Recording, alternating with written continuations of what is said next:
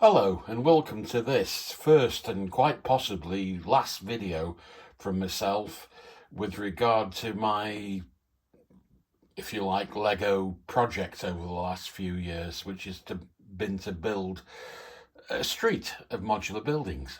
I'm a retired chap and I got into Lego a few years ago following early retirement at the suggestion of my much better half, my wife. We were watching a video by a guy called Adam Savage on YouTube, and he was building the Lego Saturn V moon rocket thing. And as someone that's never really been interested in Lego, as a kid, I remember thinking it was fairly crude and didn't look much like anything. I looked at this Saturn V and thought, that's really good. That looks like a Saturn V model. And my wife, I think she may have regretted this and said, why don't you buy one of those? You might enjoy it. So I did, which brings us on to the street, I guess. So I started this during the pandemic about 3-4 years ago, whenever. And the idea was really, I just got into building modular buildings and thought, why not exhibit them as a street? So I did. And that's what I'm going to show you now. Here's the first two modulars, which I'm sure many of you will recognise. The one on the right is the second modular, Marketplace, I think, or Market Street. And then we've got the very first one, the Cafe Corner. Just a note, as we go down the street, you'll notice that, or you may notice that the pavement is deeper than normal. I've added 4 studs to the pavement over the majority of the street front, and also on the street corners I've extended those, as you can see here. And in the case of the corner cafe, I've also placed a flower bed, which I think adds to the ambience, if you like. It makes it look that bit nicer as a venue. As we move up the street, you'll see the cinema, the Palace Cinema, which I think is a lovely model of itself, with Minnie Figure, I think she's called, coming to the premiere of a new movie. I'll move further up now, and we've got the American Diner, where the idea being you can have a quick snack before or after the cinema. But of course, if you fancy something more at market, then we've got the Parisian restaurant. Now, the thing I like about both of these modulars is their external staircases. And really, to emphasise that, I thought I'll put an alleyway between the two. And then for a bit of fun, what's going on in the alleyway? We've got a rat eating some cheese. We've got a vagrant type guy nicking cakes out of the bin, the waste bin. And this lady here, with a horrified look on her face, running in the opposite direction. Okay. So let's move up the street, and next on the list we have the police station with its adjacent pizza house. A nice model, this, I think. Ticks the boxes, does what it says on the tin and all that sort of stuff. Yeah, I'm happy with that. Let's pull back a little and move on. And here we have the first of 2 jazz clubs that I have. That will be explained shortly. I really do like the gift with purchase that I didn't get as a gift because I missed the window and had to pay good money for on eBay. But I do like the gift of the removal truck moving the piano and the sorted stuff, including the jukebox, into the jazz club. I think that's a really nice idea on Lego's part. As we move up, we've got the town hall, which is officially still the tallest Lego modular building in the true modular series, with its clock tower there. And again, just a lovely model, I think, that. Let's carry on. And here we've got the detective agency, which is a very nice model. And I do like the pool club in particular. I think that really sticks out to me, as does the pool sign, which literally sticks out, I guess. Then we go into, I think, probably Lego's finest achievement with the modular icons to date, which is Assembly Square. I think this is, I mean, it's, apart from its sheer size, the variety of parts make it an ideal candidate for alternate builds, and you'll see a couple of those shortly. Then we've got the department store. Not overexcited by this modular, if I'm honest, but it's fine. It just, yeah, it's fine. Now, this square we have here is meant to symbolise, or meant to represent rather, a road that's been pedestrianised, i.e., you know, they put slabs over where the tarmac of the road would have been, and we've now got in its place a weekly market which you know, works from under these stalls like so. And on the opposite side of the square we've got the brick bank, a lovely model.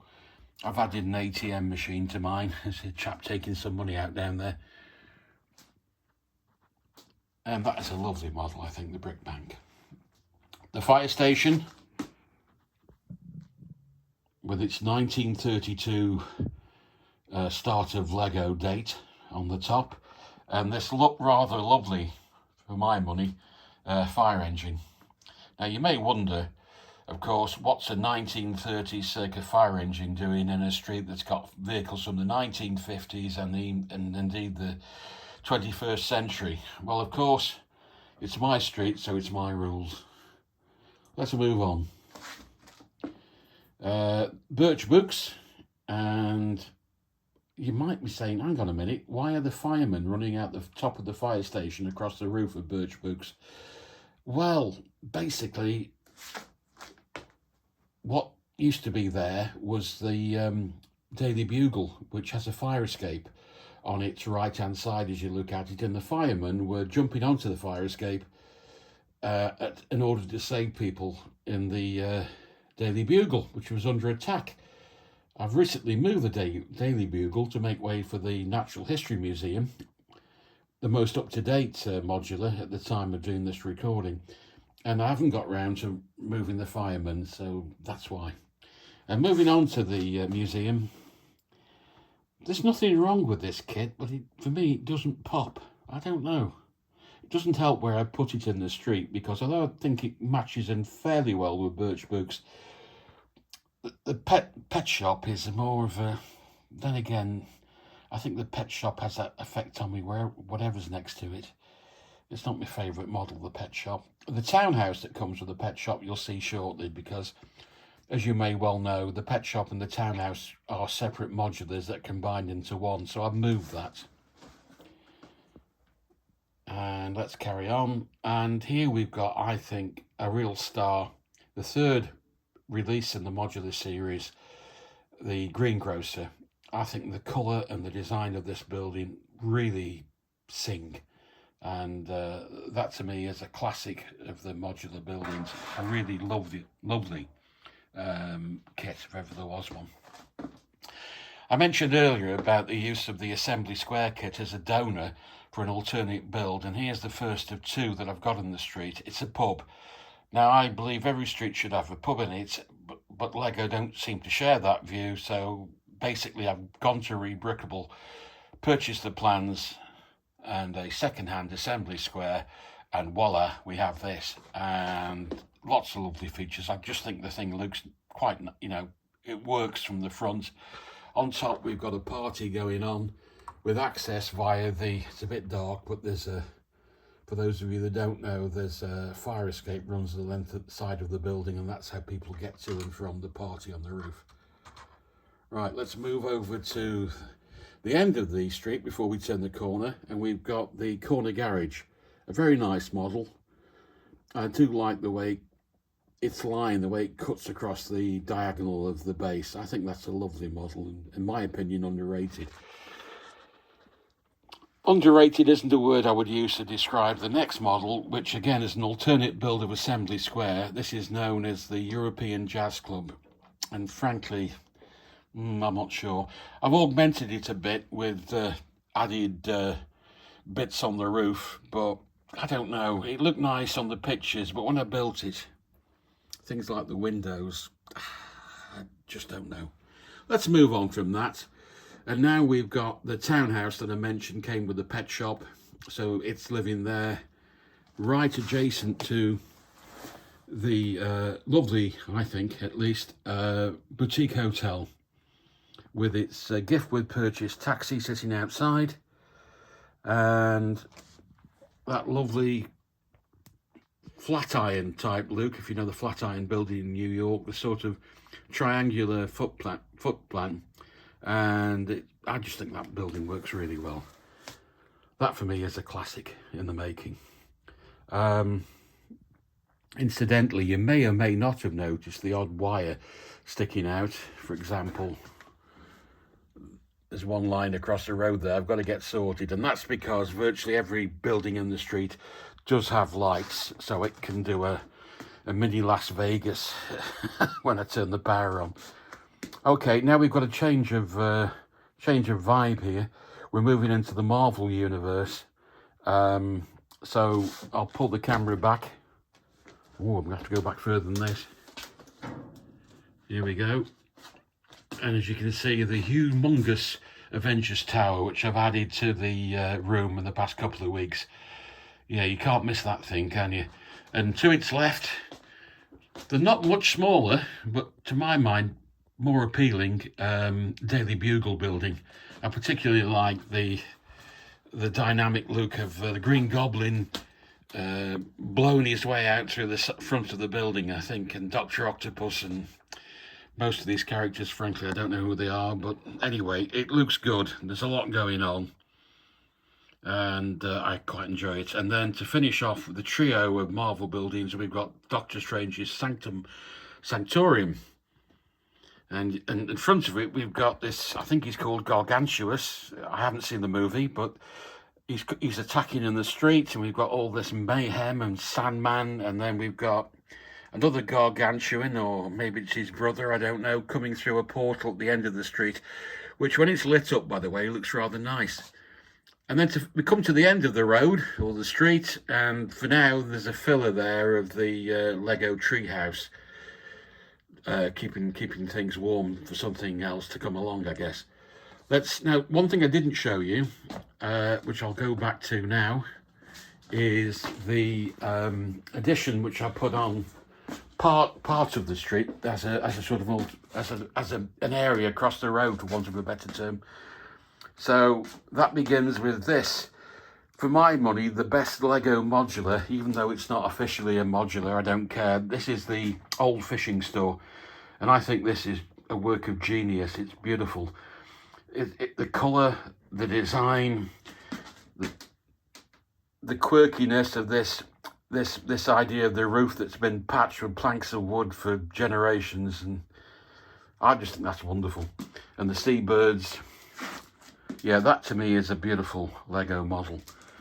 Next to it, we've got the Chinese Lantern Garden, which again, I don't think you need to say too much about this. You either get it or you don't, but I think that's a lovely little piece of Lego, if ever there was one. Let's just take a view from this side. Yeah, I'm very happy with that.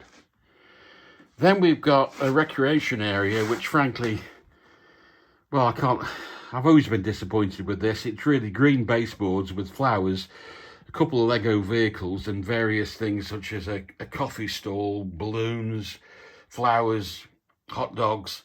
Yeah, but it sort of lacks a soul. It hasn't got a centre to me, and I don't know what to do with it, but it needs something doing with it. Let's move on now to a mock, whereas I'm more content, and that's my park, which I made originally about 3 years ago, and it's changed over time, but I rather like the park. I think this works, at least for me. And then just the most recent building in the street, I've just added this over the past week, is the Botanical Garden.